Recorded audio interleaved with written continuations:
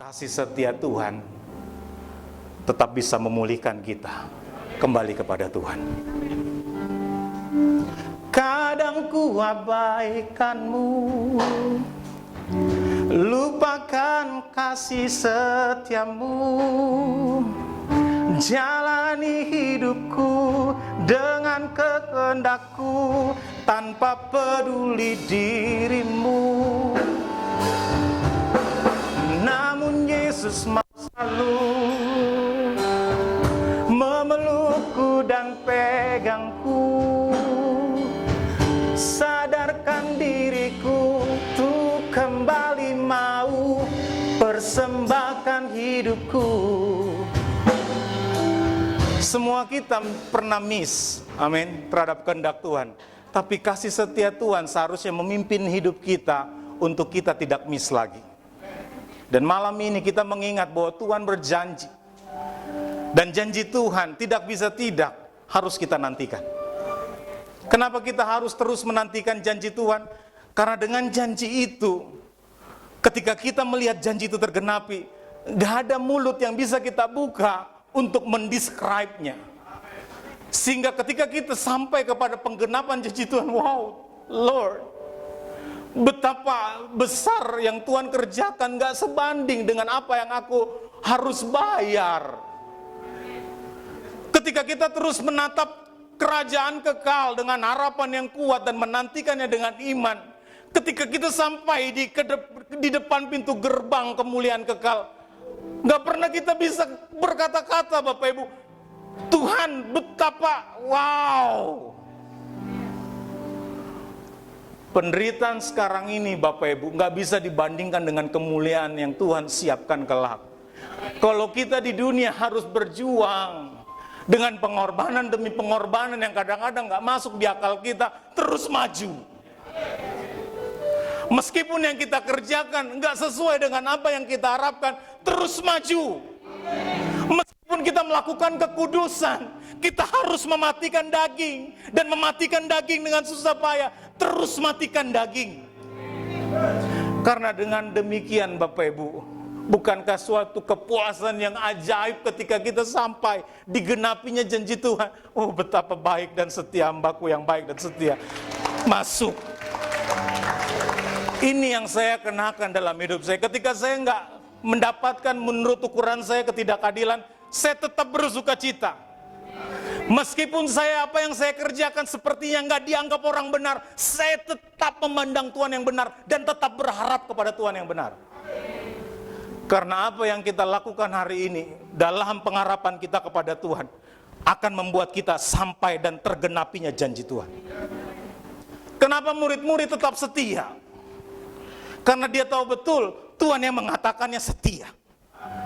Kenapa kita harus bertahan dalam iman di dalam kehidupan kita di dunia, meskipun di dunia kita dilingkupi atau disekitari dengan orang-orang yang tidak beriman, tapi kita harus dituntut untuk beriman. Saya percaya ketika kita percaya bahwa janji Tuhan ya dan amin, kita tetap harus melakukannya dan kita pasti terima kuasa untuk tetap kuat melakukannya.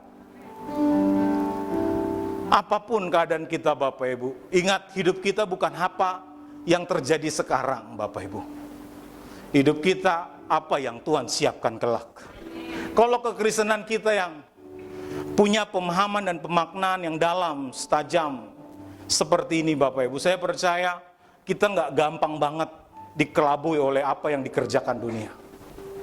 Setan bekerja, ya dan amin. Setan berkuasa, ya dan amin. Ya dan amin, saya bilang. Tapi kuasa dan pekerjaan setan hanya sebatas di telapak kaki kalau kita orang percaya. Tapi itu akan naik ketika kita nggak menjadi percaya terus. Karena percaya kita kepada Tuhan bukan hanya percaya hari ini Bapak Ibu. Tapi percaya kita kepada Tuhan seharusnya percaya dari hari ke hari sampai kepada kesudahannya. Kesudahannya kapan? Itulah yang kita nantikan Bapak Ibu. Ada sukacita. Apa yang kita nantikan, ada roh penghibur yang membuat kita tetap punya alasan. Yes Lord, saya bersyukur, saya bersukacita atas kehidupan saya ini. Apapun yang terjadi dalam hidup saya sekarang ini, saya tetap bersyukur Tuhan. Karena Tuhan berikan kesempatan saya menjadi orang-orang yang menerima keselamatan, bahkan menikmati suasana sorga, bahkan menikmati berkat sorga di tengah kesusahan saya. Dan kekristenan yang saya pahami Bapak Ibu, kekristenan tidak pernah memandang positif terhadap kekayaan. Saya ulangi, kekristenan, pemahaman saya tentang kekristenan, Alkitab tidak pernah memandang positif tentang kekayaan. Tapi hidup kita adalah orang-orang yang berkelimpahan. Tapi kadang-kadang kita dibatasi dengan yang gini, belakangan ini saya lagi teringat, diberkati dengan pemahaman yang gini. Kalau kita hanya menyukai Tuhan karena berkat Tuhan, kita sedang mengkerdilkan Tuhan. Kalau kita jadi orang Kristen disukakan karena mujizat Tuhan, kita bersuka cita karena pertolongan demi pertolongan Tuhan, kita melupakan esensi sesungguhnya bahwa pribadi Tuhan di mana kita harus bersuka cita, kita sedang mengkerdilkan Tuhan. Nggak apa-apa, nggak ada yang ngomong amin, nggak apa-apa. Udah semangat begini berapi ya, ini mau, untung nggak keluar nih api nih. Sedikit lagi keluar tadi apinya. Aduh, makanya Yesus tuh sederhana ngomong sama murid-murid yang bangga tuh, Tuhan, aku sudah melakukan mujizat ini, aku sudah menjadi mujizat ini, Jangan bersuka cita deh, bersuka citalah karena namamu tercatat di sorga. Dengan kata lain, yang Tuhan siapkan itu loh. Haleluya. Makanya kalau kehidupan kita tidak lebih dari orang lain, tetap bersyukur dan bersuka cita loh. Karena kalau kita nggak lebih dari orang lain, orang nggak bisa merendahkan kita. Kenapa orang nggak bisa merendahkan kita? Karena yang punya kita Tuhan. Itu yang membuat kita tetap berjalan meskipun keadaan kita nih kurang, minus. Kita tetap berjalan dalam iman yang benar. Iman yang benar selalu menatap ke depan, bukannya belagu, tetapi dia percaya bahwa Tuhan pelihara sempurna. Tuhan pelihara sempurna bukan diartikan bahwa dia nggak bisa kekurangan, enggak.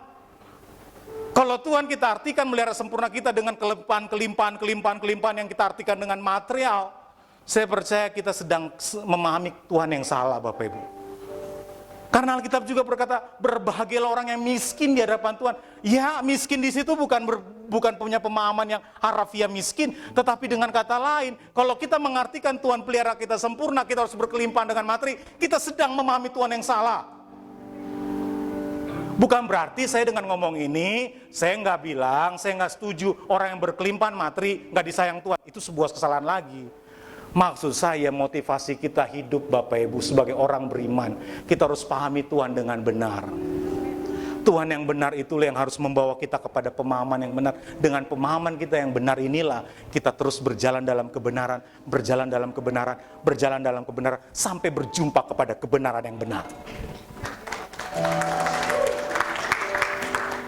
Kasih setia Tuhan tak berkesudahan, habisnya rahmat-Nya selalu baru setiap hari, baru setiap pagi, besar kesetiaan-Mu. Ini berkelimpahan Bapak Ibu. Ini memahami bahwa kasih Tuhan itu selalu baru dengan arti kata apapun keadaan kita yang lama selalu ada baharuan dari Tuhan. Inilah apa yang dikerjakan Roh Penghibur yang Tuhan janjikan kepada murid-murid yang malam ini di 10 days anointing ini. Tetap harus kita ingat, itu pun harus bekerja dalam kehidupan kita. Haleluya.